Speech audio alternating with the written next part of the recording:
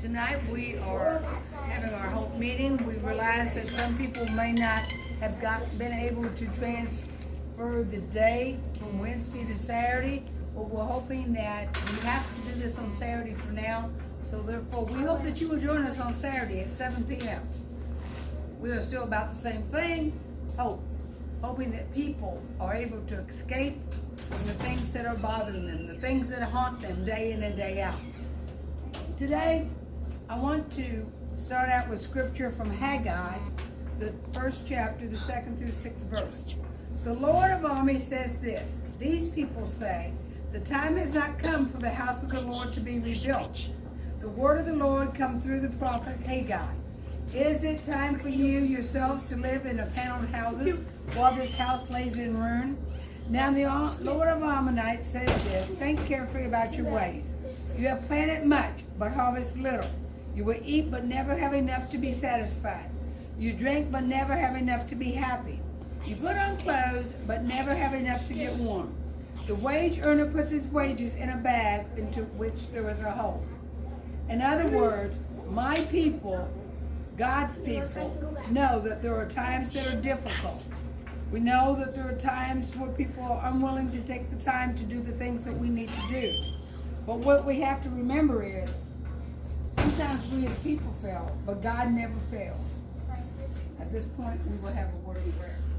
Dear Heavenly Father, tonight we come sharing a word with you, Father. Bless the people that way over to come over the highways and byways, Lord. Bless these little children that are here tonight, Father, for they are our future, Father. And oh, Father, please, I charge your angels to guide all of us safely over the highways, back and forth to our destinations. And oh, Lord, may we plant a seed in everyone's ears tonight that is listening, Heavenly Father, even these small ones, that they will learn more and more about your word. In Jesus' name I pray. Amen. Tonight I want to tell two stories. The first story is about a personal young man I know. The second story is about a man that talks about destiny. Destiny means where you're going. We are all going somewhere. Everyone has a destiny. The first destiny I want to talk about is this young man. We don't know what really happened. Only God knows what happened. But today was his celebration of life. The life where he went home. And we know that his life affected many people because he was one of those people that was kind to everybody. Oh yeah, he had his issues like all of us. Sometimes he was angry. Sometimes he was sad. Sometimes he was mad. Sometimes he turned to things he shouldn't have turned to in the eyes of the Lord. But all in all, the young man had an expression of love.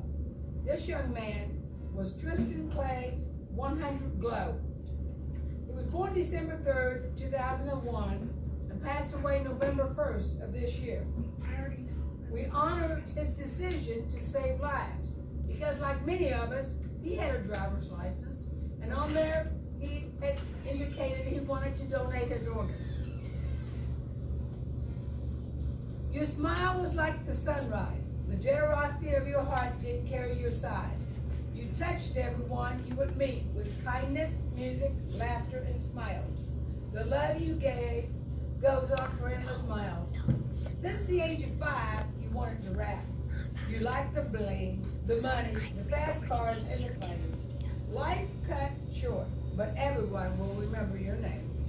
Heart so big that a 15-year-old you decided to donate your organs to give life. Now that little 11-year-old girl who has Glow's heart will have a fresh start, along with the many, many lives you saved. So every time you see my pictures, videos, and smile, remember the good times, because I will only be gone for a little while.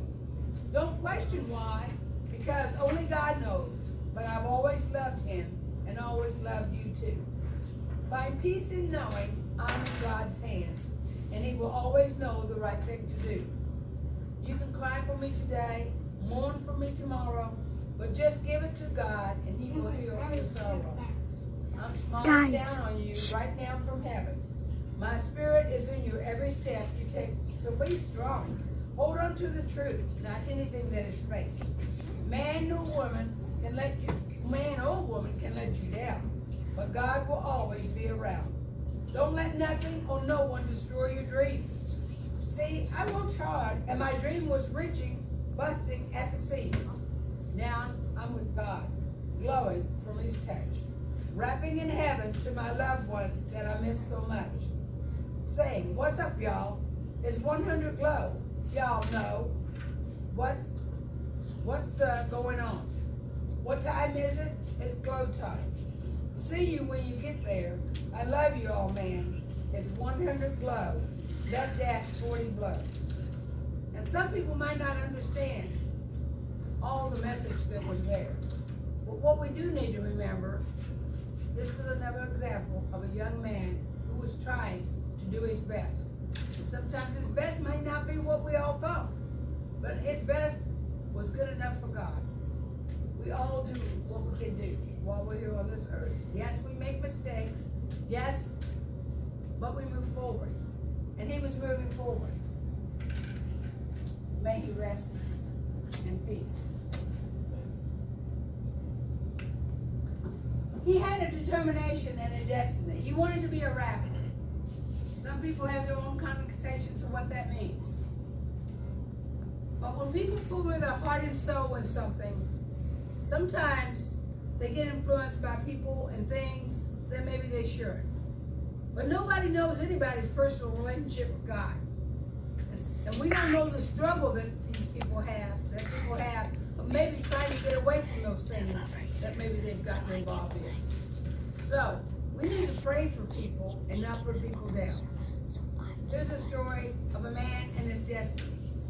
I climbed into my cockpit and I was aroused. I was pumped. This was my first solo flight in a jet trainer. I would fly much more powerful aircraft later on, true weapons of war, but this was my first experience of high-speed solo flight. Like the first time you make love to a woman, you never forget it. I've been looking forward to this moment for years. Little did I realize the potential disaster that might lie ahead. The weather was marginal for a solo flight by an inexperienced pilot like me, but in my opinion, I was invincible, just like so many of our young people are today. This was a chance for me to prove how good I was. Shortly after takeoff, I was in the suit. As I dodged in and out of the cloud layers, it didn't take me long to lose track of where I was headed. No problem. Remember, I was invincible. And besides, I was really committed to doing great things and a great job. Of course, it doesn't matter that I was headed in the wrong direction. I just wasn't committed. I had studied the flight and I was very sincere about what I was doing. I'd also graduated to the top of my flight training class. Of course, all that doesn't matter when you're headed in the wrong direction. Obviously, I was drawing an analogy from a critical lesson that I learned that day, many years ago. A lesson that is crystal clear in a physical situation like flying an airplane. Yet, we can so easily miss it when it comes to our relationships. The lesson, your direction determines your destination, and eventually your destiny in life. Your direction, not your commitment or hopes or dreams, or eventually even your prayers will determine where you end up in life. That day in the aircraft, I eventually suspected I was lost and began to pray. Yet prayer infected with denial doesn't do a bit of good. In this journey of recovery you are beginning, you will discover how deadly denial is and can be in your life. That day years ago, as I wandered through the overcast skies, I had this haunting sense I was headed in the wrong direction, but I just wouldn't admit it.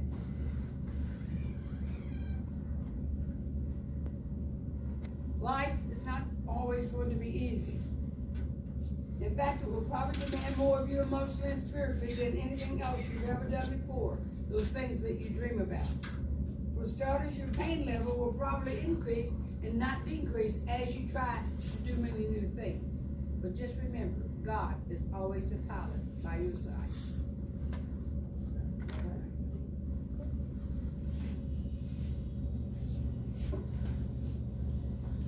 Okay. It's been a long week. I'll say that. I'm going to start out tonight by reading from the daily devotional.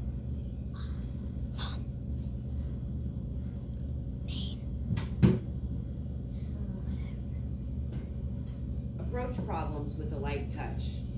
When your mind moves toward a problem area, you tend to focus on that situation so intensely that you lose sight of me. You pit yourself against the difficulty as if you had to conquer it immediately. Your mind gears up for battle and your body becomes tense and anxious. Unless you achieve total victory, you'll feel defeated. There is a better way. When a problem starts to overshadow your thoughts, bring this matter to me. Talk with me about it, and look at it in the light of my presence. This puts some much needed space between you and your concern, enabling for you to see from my perspective. You will be surprised at the results. Sometimes you may even laugh at yourself for being so serious about something so insignificant. You will always face trouble in this life, but more importantly, you will always have me with you, helping you to handle whatever you encounter. Approach problems with a light touch by viewing them in my revealing light. Blessed are those who have learned to acclaim you, who walk in the light of your presence, O Lord. I have told you things so that in me you may have peace. In this world you will have trouble, but take heart, I will overcome the world. So there's some things I want to talk about tonight. Okay. I had a conversation with somebody today, and we was talking about God, of course, and she said, well, Lo, I don't trust nobody. I said, okay. And she went on to tell me some more situations, and finally I had to stop her, and I said, well, you know, that's the difference between me and you today. Today, I trust God. I don't worry about things anymore like I used to. I don't let them overconsume my life. I don't let them overwhelm me. And I'll tell you what happened. And this all comes in kind of intertwined with each other. It's really kind of neat once you sit back and think about it. I had somebody say 3 words to me that I've waited a very long time to hear. Ashley, if you're watching, I love you. My sister, I asked her to keep her kids this weekend. And, you know, that's the most precious thing that she has in this world. And I sent her a message, you know, I'm sending her a message, and I'm just trying to reassure that they're okay because they've never stayed with me before. And I've waited so long to hear her say, I trust you.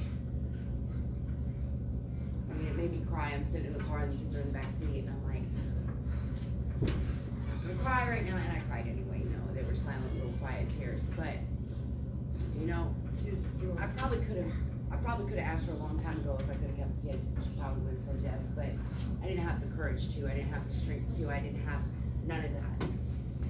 And I asked her, and she didn't even think twice about it. You know, and then I'm trying to message her and reassure her, and, you know, basically, and saying, I trust you. She was like, please be quiet, because I know you got this. You know, and it's very heartwarming. It's very moving to me, you know, and it seems silly. But then I sat down and I started to think about all this trust that I've acquired from people. You know, people trust me with their keys. People trust me with their children. Every day, people trust me with big projects. I have a big project that I initiated at work. We're gonna do a thing for a cancer kid, you know, and that's huge, you know, that's big, you know. And I'm talking to her about it, and she's like, "Oh, I trust you about this," you know. I'm just thinking about it, and all these people trust me now. You know why they trust me? Because I'm me now, you know, and I'm a trustworthy person, and I'm an honest person, and I'm a loyal person, and I mean, honestly, I'm pretty freaking amazing, you know, and I think about that. And I was talking with somebody else I know the other day, and she was telling me about her troubles, and I said, what? You wanna know what I do? I wake up every single morning because Miss Jackie told me to, and I look in the mirror and I tell myself, I've got this, and I'm amazing, and I can do this. And I do that, you know. I do that, and that originated from you, and God loves me, and that originated from you. You started that, and I do it, and you know what? I believe it today, and I've been doing that for about a month or so now, and I believe it, because you know what? I am amazing, and I can do amazing things, because I have amazing people, and I have an amazing God that stands behind me. You know, I have an amazing boyfriend that you know, we have a lot of struggles. a lot of struggles, but he stands behind me in everything I do, and that's important to me. That support is important to me. You know, having an open, honest relationship is important to me, because that leaves no room for anything to ever get misconstrued. You know, we have a lot of issues with communication. We don't communicate too well, but I believe that we don't try to ever hide anything from each other. And I mean, I don't know. You got something to say? We're good. We're good. You know, but that is what makes it work. I talk and he just listens. And sometimes he says, yeah, okay, or he grunts, you know. That's what I get for having occasion. It's okay. You know, I'm accepting of that. But we're very supportive of each other. You know, he's venturing into this new thing. Can I talk about that? Is that okay? He's venturing into this new thing with his job, and we were discussing it in front of somebody else, and I'm like, $300 to invest for your future, go do it. You know, you have to take a chance every once in a while in life, or else you're not going to ever get nowhere. If you keep doing the same things always, and you don't trust in God, and you don't trust in His plan for you, stick your neck out there a little bit, you ain't never going to get nowhere. Because this is what I've learned. You stand there and you ask God for something, you ask God for something, you're just like, I know that my piece isn't turned the right way. you ain't doing nothing. You just standing here and you asking God to do it all for you. No, that's not how it works. You gotta I'll do play that. with you next. Okay? Get yourself off the floor, and you gotta start moving. And then God's just gonna throw you. He's gonna be like, there you go. Okay, you wanted it, now you got it. And you're gonna be standing there like, how did this happen? You know, how did this happen? Where am I? Who is this? What is going on? This is amazing. You know? But you have to take those steps. You have to walk, just like a little baby. You know, because when you crawl and then you start walking, you gotta do it.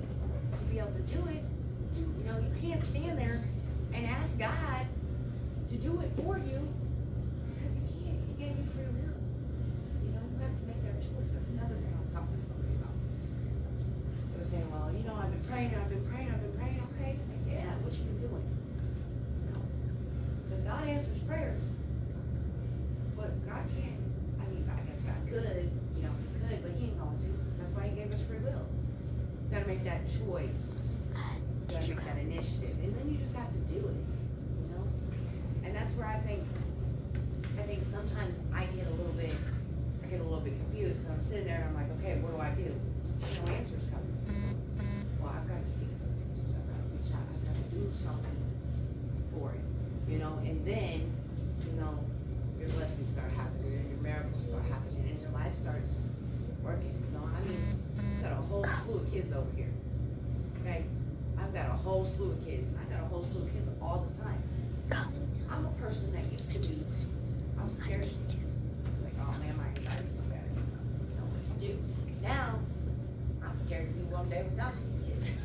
You know, I'm going to work, and I'm surrounded by kids, and I'm going home, and I'm still surrounded by kids, and I'm scared to be without these kids. Somebody said to me, actually Richie's mom said to me, well, when's your self-care?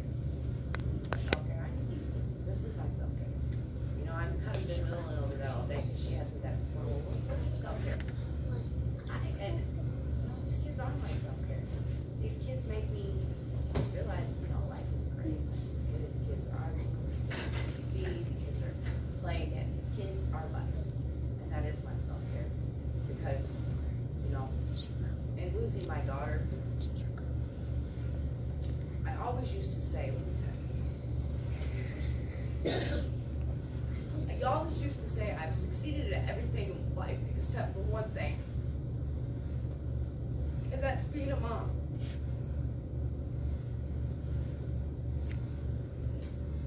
And today, too late for my daughter to see, I can say that I've succeeded in that. I'm a mom today. Not only to my own kids, but to any other kid that I ever interact with. You know, I don't look at any child and say, oh, well, that's so-and-so kid. No, I look at that child and I say, that's my child, that's my child. You know, and I don't treat any other kid any different.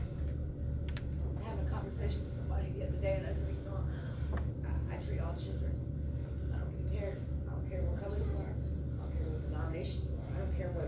what you speak.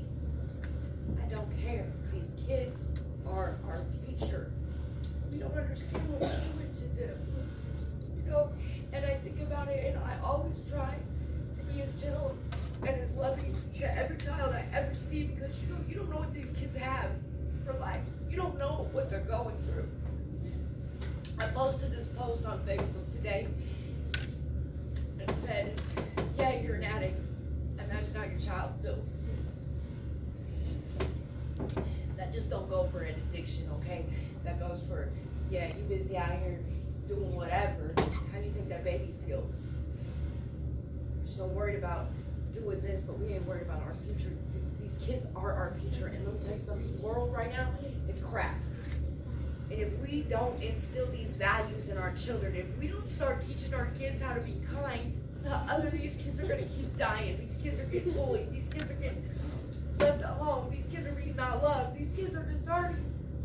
And we're not doing nothing to change that. We have to start. Because these kids don't deserve that. You know, these kids are growing up and they're having hatred in their heart. And they're having anger, and they don't deserve that. They deserve to grow up and have kindness and love God. And they deserve these things. Because that's what's important in our world. Is never going to be fixed if we don't start fixing it somehow. If we don't start making that initiative and making them steps to teaching our kids something different than what we were taught. Because we are a spoiled, lazy generation. Ain't nobody want to work. Everybody want to be hateful. Everybody want to go out there and hustle and gangbang and do all this stuff to make your money. Ain't nobody will understand what hard-earned dollar is anymore. You know? And that changes with us. You know, we have to show our kids something different. We have to show our kids what a different life is. We have to show them. We have to teach them. And that's on us. You know, that is on us as a whole. Like, we have to, look, okay, so we're at the laundromat today. Let me tell you this. We're at the laundromat today. And there was a gentleman coming in, and he had his hands full, and he was out on the sidewalk, and they're playing tag, you know. And I seen the man coming, and I looked at him. I said, hey, somebody go get that door? Because, you know, his hands are full. He can't get that door, you know. And both times this man come in, one of the kids ran over, and they held the door for him. Okay? Afterwards, he waited a little bit, and he come up to me, and he said, $2 in quarters on the table. He said, that's for them kids, because you don't see that anymore. I haven't seen that since I was a child. And I just sat there kind of dumbfounded, because, you know, I mean, we go to the grocery, we go to eat, we go to the grocery store, we see somebody that can't open the door for themselves as a family, and even when I was not right, I'm still holding the door for the lady in the wheelchair. I'm still holding the door for the lady in the walker. I mean, that's just what I would do. And for this man to look at me and say, and I mean, he was a nice, wealthy black man, you know, could tell, you know, he higher class. And for him to say he ain't never seen that since he was a child, where do you live at, man? You know what I'm saying? What different dimension are you in? You know? In the real world, because I don't live there. I got the rose-colored jacket. No, that's the real world. I mean, and I just thought about it. I'm like, I got the rose-colored glasses, and what's normal to me isn't normal to the rest of the world. You know? This is a generation, and this is a world that we live in that people don't hold the doors open. And that's why whenever I'm holding the door open for the lady with the wheelchair, she's looking at me like I done drove 5 eggs. That don't happen to her every day. That should happen to her every day. Every single person I ever see, a person going into a building in a wheelchair and their hands are full, open the door for them. What's wrong with you people? What is going on? Where are we? You know, my mom taught me that. And I ain't said, oh, I'm 32 years old. My kids know that. You know, sometimes they need a little guidance. You know, because if they see somebody necessarily with their hands full, I might have to tell them, hey, what are we doing? We're going to open that door. But, you know, my kids are first to rush, fighting their cousins to get to the door to hold the door open whenever we was taking our family pictures to go around. You know, they was all 4 fighting over who was going to open the door to get there faster running. People don't do that no more. And I guess I don't see that because I don't know about that. But, you know, I've been saying this since the very beginning of this. We have to be kind to others because we don't know what that person's going through. You know? So guess what? I guarantee you that gentleman that these kids held that door open for today goes tomorrow. Goes like, and you know what that is? It's kids teaching adults lessons, and that could happen. Because let me tell you, my daughter taught me a bigger lesson in life than I will ever learn. I will never, in life, ever take another child's life for granted. I will never in life, ever walk past a child without saying hello and smiling at them. I will never, ever try to discipline a child without getting on their level and speaking eye to eye with them. And I'll tell you why that is. Because I'm no different than a child. I'm learning. You know?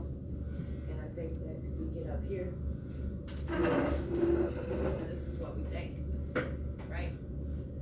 And we think we're untouchable up here. And we think that we can do anything up here. And that works for a little while, but sooner or later, you know, it's just gonna hop by, knocks you right off the chair. Guess what? Right back down here, I can't go again. That's a good lesson in life to learn.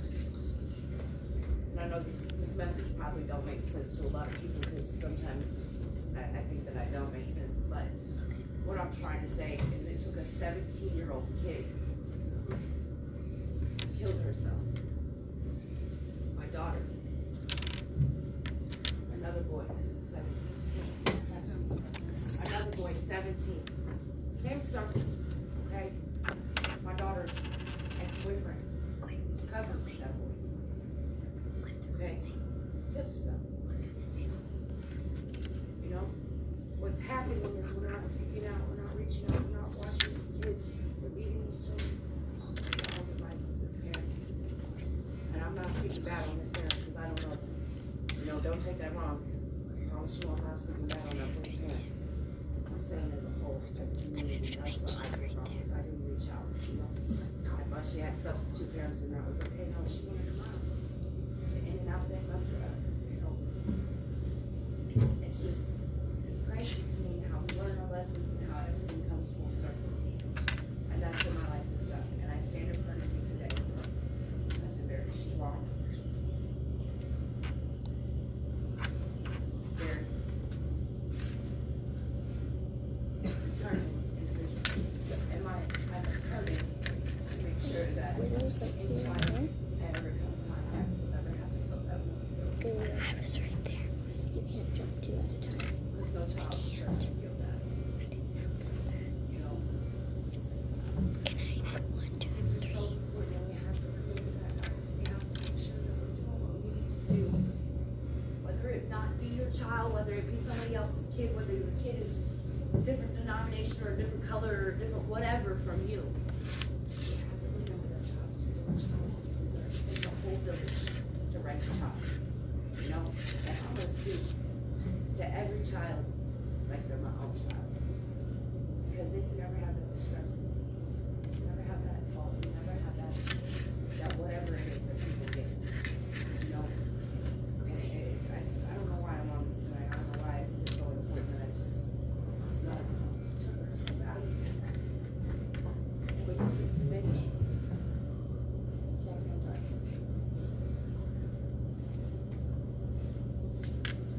I went off the wall there. You're fine. As we close out tonight, as you said, the children are our future. We have to remember that God has a plan, and in God's plan, we need to make sure that we are respecting other people and that we are acknowledging that people do things with their choices that are not always on the right path. And we need to continually pray for those people and help them as much as we can. And as I close tonight, I want to say, dear Heavenly Father, last Wednesday, a week ago Wednesday when we had this meeting, we had a young woman here for Heavenly Father. Her name escapes me, Father, but we prayed for her, Father. No, Heavenly Father, I just ask you to continue to watch over her, Father, as she went out. I haven't heard from her, heard anything her since then, Father, but, oh Lord, I pray that your guiding angels have been protecting her, Father. And as we leave here, Father, help the people that hear this message, Father. Do more than just words, Father, Heavenly Father, but have them learn to accept the words into their hearts, Father, so that they may make a change in their own lives and have a closer relationship with you. In Jesus' name I pray. Amen. Amen. You're welcome. Are we done? Are we done? I look a hot mess. Are we done? Who likes my hair? And you know, this is one thing that, no, it's getting warm. You done? Done. Turn it off.